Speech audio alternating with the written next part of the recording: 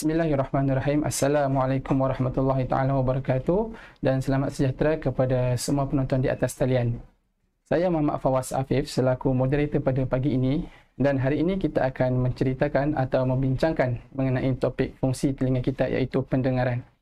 Dan bersama-sama kita hari ini adalah seorang panel audiologis ataupun lebih dikenali sebagai pegawai pemulihan perubatan audiologi yang dijemput khas daripada Hospital Queen Elizabeth.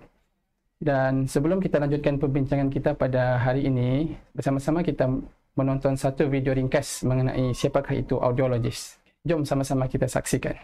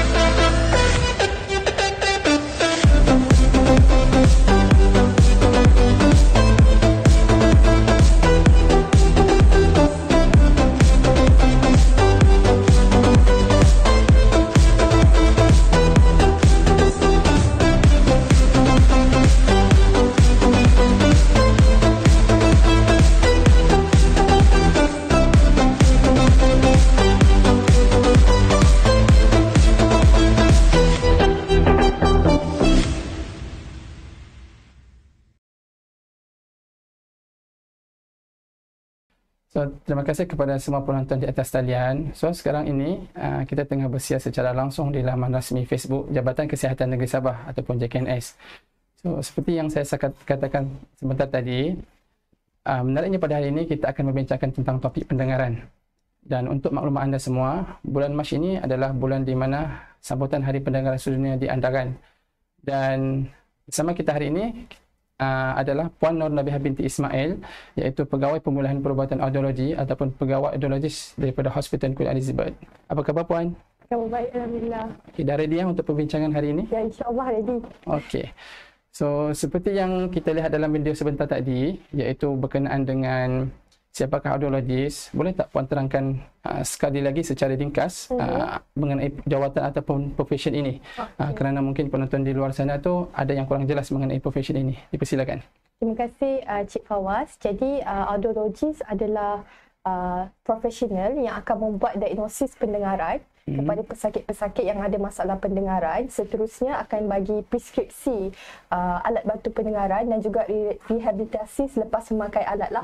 Jadi selain daripada tu, audiologis juga akan bagi rehabilitasi kepada pesakit-pesakit yang ada masalah keseimbangan. Jadi selalunya audiologis ni kami akan berkhidmat di hospital kerajaan, hospital swasta, sekolah ataupun di pusat alat bantu pendengaran lah. Okey, so maknanya audiologis ni bukan saja terlibat dalam pendengaran lah, tapi juga dalam kita punya keseimbangan pesakit. Ya. Okey, so berbalik kepada topik kita pada hari ini, iaitu berkenaan dengan sambutan Hari Pendengaran Sedunia.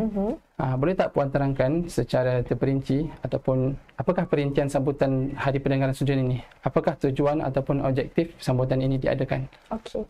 Jadi sambutan Hari Pendengaran Sedunia ni merupakan inisiatif daripada World Health Organization dan disambut semenjak tahun 2007 lagi. Jadi kenapa fokus utama sambutan World Hearing Day ni adalah untuk memberi kesedaran mengenai masalah pendengaran, pencegahan dan juga rawatan. Dan uniknya tema 3 hari bulan 3 ni dipilih sebab dia melambangkan kedua belah telinga kita lah, 3 hari bulan 3. Oh, 3-3 macam tu. Okey. Okey. So pada peringkat nasional disambut di Ipoh. Ada tak sambutan Hari Pendengaran Sedunia yang disambut di peringkat Sabah ataupun di peringkat Hospital Sabah? Okey, jadi yang macam Cik Fawaz cakap, yang untuk peringkat nasional, kita buat sambutan di Hospital Permaisuri Raja Bainun Ipoh, dirasmikan oleh Yang Berusaha Dr. Muhammad Azman bin Yaakob. Beliau adalah pengarah perkembangan perubatan Kementerian Kesihatan Malaysia. Dan tema untuk tahun ni, untuk World Hearing Day, tema dia adalah penjagaan telinga dan pendengaran untuk semua, jadikannya realiti. Jadi selepas daripada sambutan peringkat kebangsaan, setiap negeri pun ada buat sambutan di peringkat negeri masing-masing. Dan bagi negeri Sabah, yang untuk Hospital Queen Elizabeth, kami memang ada buat sambutan Hari Pendengaran pada 3 hari bulan 3 yang lepas lah. Jadi sambutan ni dibuat bersama dengan ada bengkel Dangerous Decibel, di mana kami memberi penerangan kepada pekerja-pekerja yang terdedah kepada bunyi bising. Okey. Okey Puan, so sesuai dengan tema pada tahun ini yang menekankan penjagaan telinga untuk pendengaran yang baik, tapi apa yang kita lihat pada zaman sekarang kan, kesedaran mengenai pendengaran ni agak kurang kalau kita bandingkan contohlah dengan mata ataupun penglihatan. Kalau kita lihat sekarang pun penggunaan cermin mata tu adalah lebih common berbanding dengan penggunaan alat bantu dengar. Boleh tak Puan terangkan apakah kepentingan pendengaran ni untuk kita semua? Okey. Jadi pendengaran penting. Pertama sekali, paling pentinglah tujuannya adalah untuk komunikasi dan untuk perhubungan seharian lah. Jadi dengan pendengaran yang baik, kita dapat berfungsi untuk belajar, bekerja dan untuk kita berkomunikasi dengan orang sekeliling lah. Jadi berbeza dengan orang yang ada masalah pendengaran, dia akan boleh memberi kesan kepada dia punya aktiviti seharian dan juga menjejaskan kualiti hidup. Okey, so konsepnya macam ni lah kan, kalau tak dengar macam mana nak berkomunikasi dengan orang lah, betul tak Puan? Okey. So nak tanya Puan jugalah, ramai tak orang yang mempunyai masalah pendengaran ni? Ada tak kajian ataupun statistik yang dibuat untuk menyatakan berapa orang yang mengalami masalah pendengaran di Malaysia saja? Okey. Jadi memang ada kajian yang peringkat yang untuk di Malaysia maupun yang untuk global. Jadi yang untuk global punya, dia memang dia kata 1.5 juta orang mengalami masalah pendengaran dan kajian juga mendapati yang sekarang 1 dalam 20 orang ada masalah pendengaran, tapi dijangka akan meningkat kepada 1 dalam 6 orang yang akan mengalami masalah pendengaran pada tahun 2050. Jadi trend peningkatan ni pada golongan remaja mungkin disebabkan oleh penggunaan gadget ataupun diguna headphone atau headset secara berleluasa dan tanpa kawalan lah. Maksudnya dalam tempoh masa yang lama dan volume yang kuat. Okey, so kalau kita, berdasarkan yang Puan Nabihah katakan tadi, agak merisaukannya statistik yang dikeluarkan daripada WHO, yang mana 1 daripada 6 individu dijangka akan mengalami masalah pendengaran lah menjelang tahun 2050. Dan apa yang lebih merisaukan lagi adalah dia melibatkan golongan-golongan yang muda, yang mana kita tahu golongan muda ni senang terpengaruh dengan penggunaan gadget. So penggunaan gadget ni bukan saja boleh merosakkan penglihatan, malah juga boleh merosakkan pendengaran. Betul ya kan Puan? So boleh tak Puan terangkan bagaimanakah penggunaan gadget yang berlebihan ni boleh merosakkan pendengaran? Jadi masalah pendengaran boleh berlaku pada bahagian telinga luar, telinga tengah dan juga telinga dalam. Jadi dekat telinga dalam ni ada organ pendengaran yang dipanggil sebagai koklea. Jadi di dalam koklea ni ada sel rera rambut yang akan membawa impuls bunyi ke otak melalui saraf pendengaran.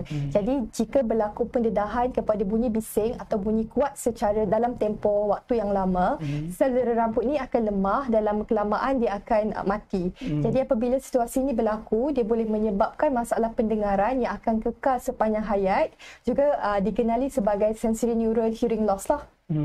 Okey. So, adakah kerosakan telinga ataupun pendengaran yang Puan masukkan tadi itu, adakah dia bersifat kekal ataupun boleh dirawat? Jadi kalau yang masalah pendengaran disebabkan oleh bunyi bising, dia adalah yang bersifat kekal lah, yang saya cakap tadi, sensory neural hearing loss, dan dia akan kekal. Jadi dengan kalau ada pesakit yang datang dengan masalah pendengaran bersifat kekal ni dan dia menjejaskan dia punya komunikasi seharian, kami memang akan cadangkan pesakit untuk memakai alat bantu pendengaran lah.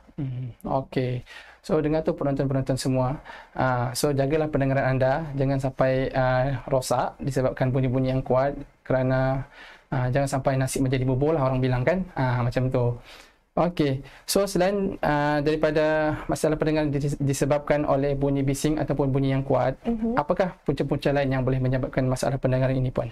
Okey, jadi masalah pendengaran yang pertama ni dia boleh berlaku pada semua peringkat umur.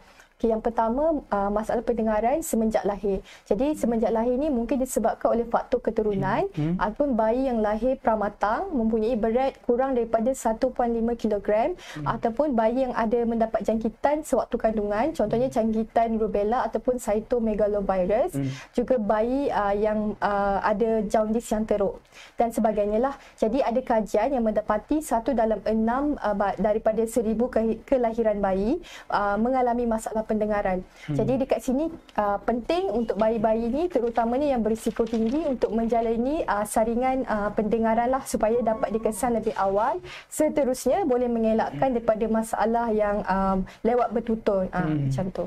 Seterusnya tadi yang first tadi untuk semenjak lahir, yang kedua masalah pendengaran bagi bayi ataupun kanak-kanak mungkin boleh berlaku disebabkan oleh jangkitan selepas kelahiran lah, contohnya daripada meningitis, rubella ataupun beguk. Dan bagi orang dewasa, masalah pendengaran boleh berlaku disebabkan oleh pendedahan kepada bunyi bising ataupun yang bekerja di kawasan yang terdedah kepada bunyi bising, contohnya di industri pembinaan ataupun di sektor perkilangan. Okay, seterusnya masalah pendengaran juga mungkin boleh disebabkan oleh faktor ubat-ubatan, contohnya ada pesakit yang makan ubat untuk bara, ada buat kemoterapi, radioterapi ataupun yang ada kecederaan di kepala. Dan yang last factor mungkin disebabkan oleh penuaan. Jadi memang ada kajian yang mendapati 1 daripada 3 orang yang berumur 65 tahun ke atas boleh menghadapi masalah pendengaran. Jadi memang agak biasalah pada golongan warga emas untuk ada masalah pendengaran. Okey. Okey, so sebelum kita lanjutkan kita punya perbincangan pada hari ini, suka untuk saya ingatkan kepada penonton-penonton di talian, jikalau anda mempunyai apa-apa persoalan ataupun pertanyaan, boleh tinggalkan di ruangan komen Facebook resmi JKN lah. So insyaAllah nanti saya akan, panel kita ni akan menjawablah di akhir rancangan nanti. Okay. So berbalik kepada topik pendengaran kita pada hari ini. So biasanya kan, apakah ciri-ciri ataupun tanda-tanda orang yang mempunyai masalah pendengaran ini? Sebab kalau kita tengok di masyarakat di luar sana kan, mungkin mereka kurang sedar yang sebenarnya mereka mempunyai ciri-ciri masalah pendengaran ini. Namun disebabkan kurangnya pendedahan ataupun pengetahuan mengenai pendengaran, so at the end mereka tidak pergi mendapatkan rawatan. So boleh Puan ulaskan apakah ciri-ciri yang jelas yang kita boleh nampak terhadap orang yang mempunyai masalah pendengaran ini? Terima kasih untuk soalan ni. Jadi memang kalau di klinik kan memang macam yang Cik Fawaz cakap lah, selalunya memang pesakit-pesakit tak sedar ataupun dia dirujuk disebabkan ahli keluarga yang ada komplain lah. Jadi perhatikan tanda-tanda ataupun ciri-ciri yang akan saya senaraikan nanti. Jika ada memang tanda-tanda seperti yang dinyatakan, boleh merujuklah pesakit ataupun ahli keluarga yang ada masalah pendengaran ni. Jadi yang pertama selalunya pesakit dia akan sukar untuk memahami pertuturan, terutamanya di tempat yang ada persekitaran yang bising. Jadi yang kedua, dia memerlukan pengulangan semula percakapan, dan seterusnya dia akan bercakap dengan suara yang lebih kuat. Yang keempat, pesakit akan ada mengalami bunyi berdesing sama ada di sebelah ataupun dua-dua belah telinga. Dan yang kelima, pesakit dia akan ada kecenderungan untuk menguatkan volume TV ataupun radio hingga menyebabkan orang sekeliling rasa tak selesa lah. Dan yang seterusnya, pesakit dia sukar untuk berbual menggunakan telefon. Jadi kalau bagi kanak-kanak pula, kanak-kanak ni dia akan ada masalah untuk memahami arahan dan banyak bergantung kepada isyarat tangan. Seterusnya, kanak-kanak ni pun akan ada masalah untuk lewat bertutur. Okey puan. So apakah akibat jika mereka yang mempunyai masalah pendengaran ini, so mereka membiarkan saja masalah ini pada jangka waktu yang panjang? Okey, jadi kalau masalah pendengaran ni dibiarkan, bagi orang dewasa, dia boleh menjejaskan emosi. Dan orang yang ada masalah pendengaran ni selalunya dia akan mengelak daripada berkomunikasi dengan orang lain, dan dia pun akan ada rasa perasaan cepat marah kerana orang tidak faham apa yang dia cuba sampaikan, ataupun dia pun tidak faham untuk berkomunikasi. Dua hal itu agak susahlah untuk pesakit yang bermasalah pendengaran. Dan seterusnya boleh menjejaskan dia punya daya ingatan. Memang ada satu kajian yang dijalankan. Jadi kajian ni dia menunjukkan yang kalau ada pesakit yang ada masalah pendengaran, terutamanya golongan warga emas, akan ada risiko untuk menghadapi Alzheimer. Alzheimer tu kira macam nyanyuk lah kan puan? Okey. Dan bagi kanak-kanak pula, kalau yang lambat dikesan ataupun dia memang kira tidak mendapat rawatan lebih awal, dia boleh menyebabkan kanak-kanak tu lewat bertutur dan boleh jejaskan dia punya perkembangan bahasa lah.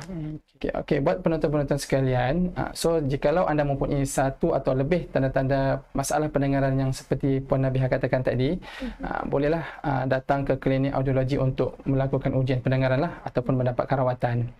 Okey Puan, so cerita mengenai rawatan ataupun ujian pendengaran di Sabah sahaja, ada berapa hospitalkah yang menawarkan perkhidmatan audiologi ini?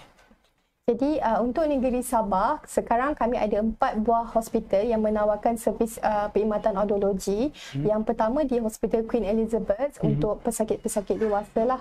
Yang untuk kanak-kanak dan bayi di Hospital Wanita dan Kanak-kanak Sabah. Tapi dekat Hospital Queen pun kami ada buat yang untuk kanak-kanak. Seterusnya di Hospital Duchess of Kent Sandakan dan di Hospital Tawau. Kami memang ada perancangan untuk mengembangkan lagi servis kami di Keningau dan juga di Labuan, tapi masih dalam peringkat perbincangan lah. Yang 4 yang saya nyatakan tersebut, yang tadi tu memang kami dah ada dia punya klinik di situlah. Okey, so far hanya ada 4 buah hospital besar je lah yang menawarkan perkhidmatan audiologi. So pesakit yang di pendalaman tu memang kena pergi Hospital Queen lah ataupun hospital yang berdekatan lah untuk pergi. Okey. Okey, so sekarang ni contoh kita sudah tahu di mana hospital yang menawarkan perkhidmatan audiologi. So contoh sekiranya pesakit ingin mendapatkan rawatan, bagaimanakah prosedur rujukannya? Adakah pesakit boleh datang secara walk-in ataupun by appointment? Okey, jadi pesakit-pesakit yang ingin mendapatkan rawatan ataupun servis kami perlulah mendapat rujukan daripada mana-mana fasiliti kesihatan, contohnya daripada klinik kesihatan yang terdekat, hospital terdekat, klinik swasta ataupun rujukan daripada syarikat alat bantu pendengaran lah. Jadi perlu rujukan untuk ke klinik kami. Okey. So sekarang ni kita berada di penghujung program sudah. Sebelum kita akhiri program kita pada hari ini, ada tak apa-apa tips pendengaran yang Puan boleh kongsikan kepada penonton semua yang boleh mereka praktikkan di rumah lah ataupun di tempat kerja? Okay. Jadi saya akan kongsi beberapa tips untuk penjagaan pendengaran kita lah. Yang pertama, kena hentikan kebiasaan mengorek ataupun memasukkan sesuatu ke dalam telinga. Jadi memang kebiasaan kita menggunakan putik kapas untuk mengorek, ataupun kalau ada telinga gatal akan gunakan putik kapas. Jadi tindakan ni sebenarnya dia boleh mencederakan salur atau gegendang telinga. Jadi kena hentikan. Dan kemudian kalau kita ada hobi suka berenang ataupun suka berenang lah. Jadi pastikan kita pakai swimming plug untuk mengelakkan air masuk ke dalam telinga. Seterusnya, jika kita bekerja di tempat yang bising, pakai alat pelindung pendengaran, sama ada headset pelindung telinga, sama ada earmuff ataupun earphone, earplug, untuk kita membantu melindung kita punya pendengaran lah. Okey, seterusnya kalau kita, sebab tadi kita ada sentuhkan golongan remaja yang suka dengar gadget, yang suka dengar headphone ataupun earphone, pastikan dia ada satu rules dipanggil sebagai yang 60-60 rules. Jadi 60 minutes, volume 60, volume dia 60. Maksudnya hadkan penggunaan volume 60 dalam masa 1 jam untuk setiap hari. Dan yang terakhir sekali, lakukan pemeriksaan pendengaran secara berkala jika kita terdedah kepada persekitaran ataupun bekerja di tempat yang bising lah. Okey. So, menarik juga tips-tips yang dikongsikan oleh Puan Nabihah. So baru kita tahu juga yang mengorek telinga ni bukan boleh korek sembarangan sajalah. So dia ada cara dia. So just korek di bahagian luar saja kan Puan? Ya, jangan masukkan ke bahagian yang dalam lah, sebab yang macam saya cakapkan tadi, dia boleh sampai mencederakan kita punya gegendang telinga. Okey. So sekarang ni kita sudah berada di akhir rancangan. So sekarang untuk penonton-penonton yang mempunyai persoalan ataupun pertanyaan, boleh tinggalkan di ruangan komen Facebook lah. So insyaAllah nanti panel akan menjawab lah dari masa ke semasa. Terima kasih Puan Nabihah atas pesanan ataupun perkongsian yang Puan sebutkan sebentar tadi lah. So banyak yang kita dapat hari inilah in term of penjagaan pendengaran dan juga telinga. So pesanan daripada saya, jagalah pendengaran anda, kerana pendengaran ini adalah anugerah yang terindah daripada Sang Pencipta lah.